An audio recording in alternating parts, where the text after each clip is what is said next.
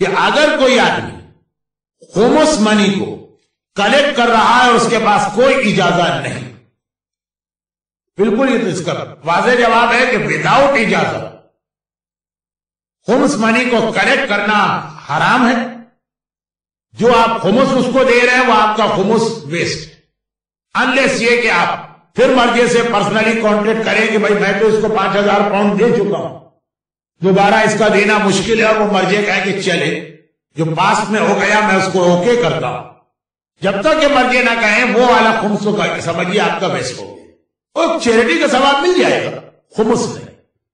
اور دوسری بات یہ جو آپ خمس دے رہے ہیں وہ غلط کر رہے ہیں. وہ جو خمس کلیکٹ کر رہا ہے اس کا یہ عمل اس کو فاسق و فاجر بنا. چنانچہ ریلیجن کے کسی معاملے میں آپ اس پہ ریلائی نہیں کر سکتے، وہ عادل نہیں کہا.